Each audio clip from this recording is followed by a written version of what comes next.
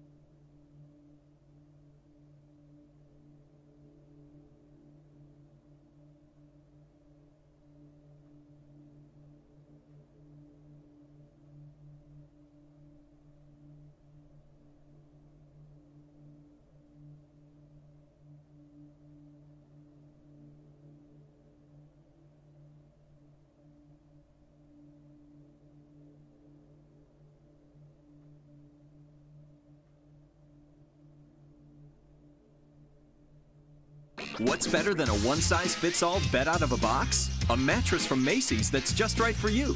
No more chasing your tail to find mattress perfection. Our expertly trained mattress professionals guide you through the whole process. With so many styles from all the best brands, we'll help find the perfect bed. And our white glove delivery service will set up your new mattress and remove the old one. There's even a 60-day comfort trial so you can reselect or return if you aren't totally comfy. Macy's, the right place to find a mattress that's just right for you. Strange set of books. B, that conversation that you just had about Facebook was, I think, the first time I have ever been edge of my seat interested in anything about Facebook in my life.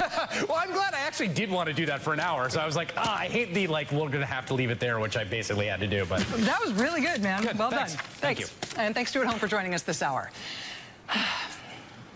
So that escalated quickly. Booyah! It started last night. Reuters reporter Mark Hosenbaugh, who's an excellent veteran investigative reporter. Mark Hosenbaugh last night was first to report that Robert Mueller's special counsel investigation has taken over the FBI's work related to the so-called dossier, right? The dossier about President Trump and his connections to Russia. That's the dossier that was produced during the election by a former MI6 British intelligence operative named Christopher Steele. He was working on a contract with a DC research firm called Fusion GPS. Earlier this week, 3 Russian guys associated with a giant Putin-linked Russian bank called Alpha Bank, 3 Russians sued Fusion GPS over the way they were described in the dossier. These sort of criminal and political allegations made against them in that document. These 3 Russians are the same guys who previously sued BuzzFeed. Now, BuzzFeed was the first media organization to publish the dossier back in January. They sued BuzzFeed before. Now, as of this week, they're also suing Fusion GPS, which is the company that paid for the dossier. And they're suing Fusion for allegedly not taking sufficient care with that document in the first place, which they say ultimately led to BuzzFeed publishing it. So, you know, it's a high bar to prove libel in this country. And, you know, serious litigants don't pursue libel lawsuits in this country all that often, in part because you're opening yourself up to your libel lawsuit becoming a vehicle to investigate whether or not any of the charges made against you might have a kernel of truth to them, right? So the way that libel is litigated in this country, it can be a dangerous legal strategy if you have anything to hide at all. It doesn't mean there is never a successful libel suit, but they can be the means of opening up very controversial topics and really putting a spotlight on people who are willing to sue. So that lawsuit against Fusion GPS, that may itself become an interesting source of information about the allegations in the Trump-Russia dossier as time goes on. So that lawsuit filed this week could end up being important down the road. Just sort of stick a pin in that for now. Regardless of that lawsuit, though, the dossier is obviously already radically controversial. And that's in part because it includes salacious tabloidy claims about Donald Trump's alleged behavior when he was just a businessman operating in Russia. But more importantly, it's incredibly controversial because what that document does overall, the overall point of the dossier is that it describes a well-developed conspiracy of cooperation between Trump world and Russian intelligence agencies, as Russian intelligence agencies were taking all sorts of different actions to try to benefit Donald Trump in the presidential election. The dossier overall, regardless of any of its individual claims, the overall argument of the dossier is that there was collusion. There was a conspiracy of cooperation between Trump world and the Russian leadership while the Russian leadership was directing this campaign to have Russia influence our election. And in terms of the specific claims in the dossier, some of them are contested by the people who are named in the dossier, including by those 3 Russians who are now suing over its publication. The dossier as a whole is routinely dismissed and disparaged and attacked by the president and by the White House as a completely unfounded thing. The Republican chairman of the Judiciary Committee in the Senate, Chuck Grassley. The Judiciary Committee is supposedly investigating some of the more serious charges related to the Trump campaign in Russia.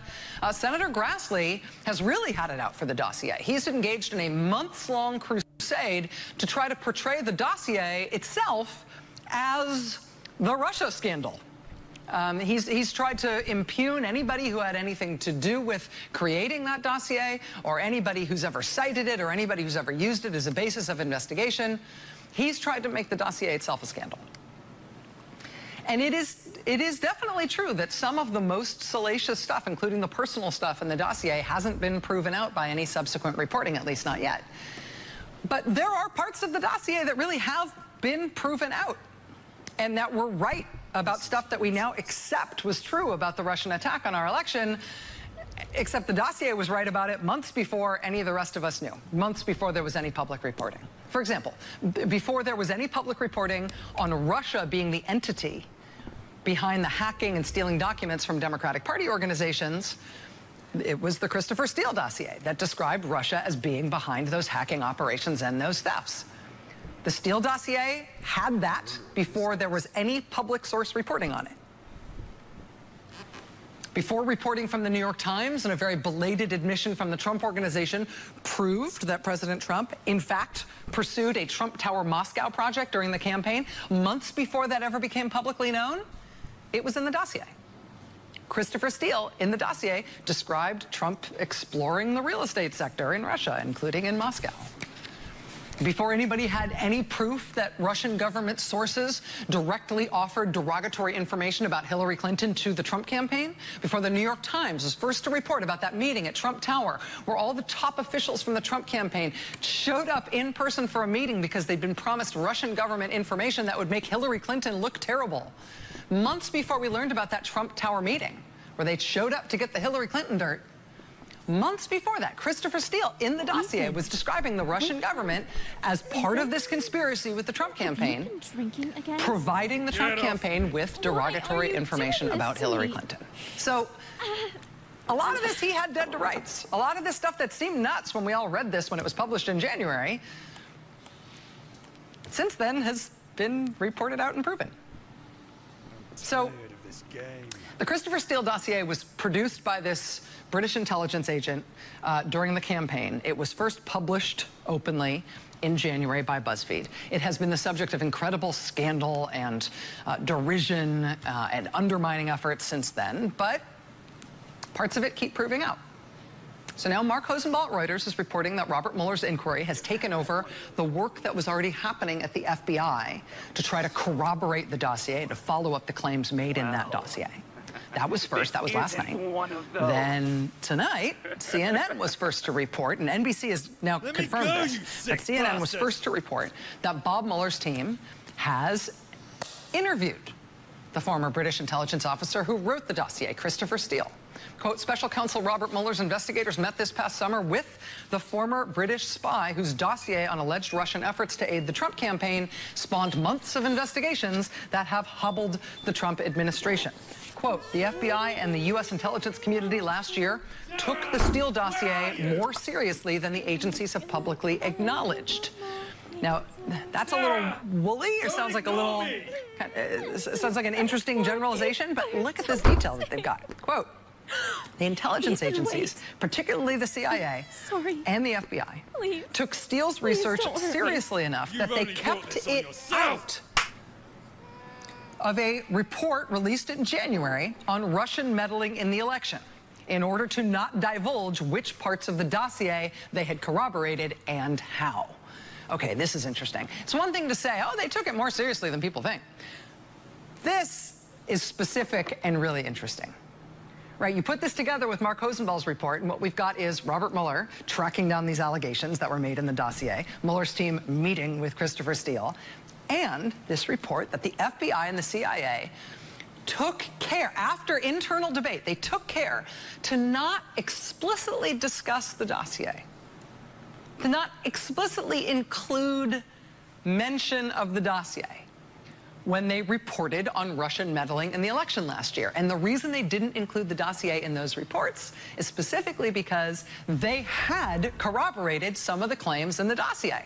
And if they were going to put those claims, and if they were going to mention the dossier in their reporting, they would ultimately have to explain how they corroborated it, how they figured out that what Christopher Steele said in that dossier was correct. However they did that, however they corroborated what they corroborated, was too sensitive to tell, say, Donald Trump. So they didn't write it down. I mean, they briefed outgoing President Obama and incoming President-elect Trump in person directly about the fact that this dossier existed. But even though the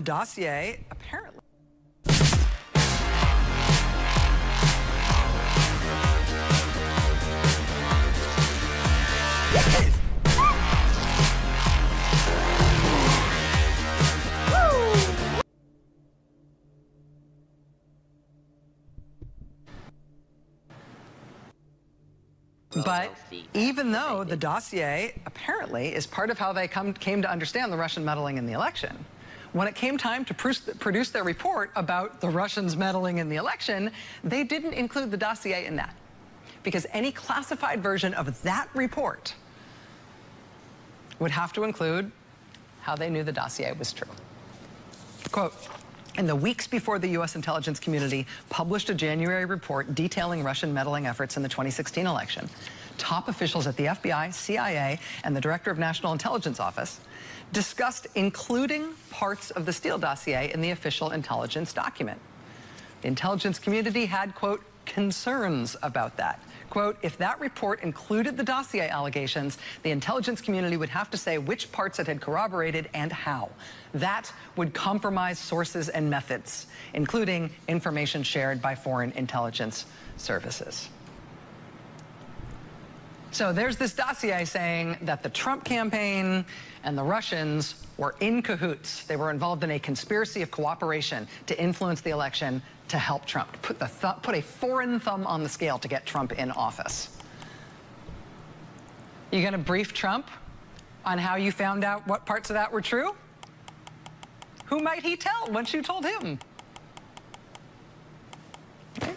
So in the end, they didn't put what they had learned from the dossier in their unclassified or classified report about how Russia meddled in the election to protect the methodology that they used in order to prove it. Right? They were trying to protect the fact that the dossier had proven out when they checked it out. But parts of it at least proved out when they checked it out. And so now Bob Mueller is in charge of checking out all of it. And according first to CNN and now confirmed by NBC, Bob Mueller and his investigators met with Christopher Steele this summer as part of their special counsel investigation. So Rosenball last night, CNN tonight, NBC confirming, and now we right here can add to the reporting on this subject as well. Yesterday afternoon, Richard Burr and Mark Warner top Republican, top Democrat on the Intelligence Committee.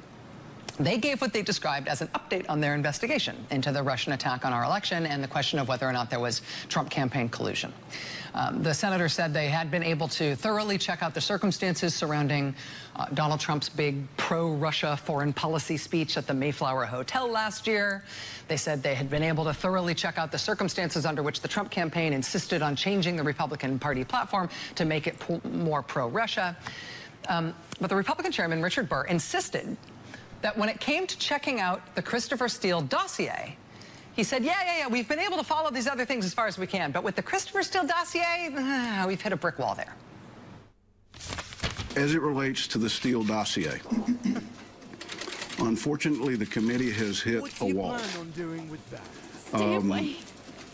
We have, on several occasions, made attempts to contact Mr. Steele, to meet with Mr. Steele, to include personally the vice chairman and myself as two individuals making that connection. Those offers have gone unaccepted. The committee cannot really decide the credibility of the dossier without understanding things like who paid for it, who are your sources and subsources. We're investigating a very expansive Russian network of interference in U.S. elections. And though we have been incredibly enlightened at our ability to rebuild backwards the Steele dossier up to a certain date, getting past that point has been somewhat impossible. And I say this because I don't think we're going to find any intelligence products that unlock that key to pre-June of 16. My hope is that Mr. Steele will make a decision to meet with either Mark and I or the committee or both so that we can hear his side of it versus for us to depict in our findings what his intent or what his actions were. And I say that to you, but I also say it to Chris Steele. So that's the chairman of the Intelligence Committee yesterday saying there's a brick wall here, explaining to the press what's going on about them not being able to talk to Christopher Steele about this dossier, but saying, I'm saying this to you as the press, I'm saying it to you too, Christopher Steele. So it's interesting in context in terms of what's happening in Washington with investigating this scandal, right? You do have the Republican chairman of the Judiciary Committee, Chuck Grassley, trying to say that the dossier itself is a scandal. It's inherently dubious or fake somehow, maybe. He's definitely implying and sometimes just flat out alleging that anybody associated with it is somehow in trouble and should have to answer for their actions. In the other Senate committee investigating the scandal, in the Intelligence Committee, the Republican chairman there, he doesn't describe the dossier as a scandal, but he's basically describing it as a mystery here, right? You know, we'll never get to the bottom of this. The credibility of the dossier will never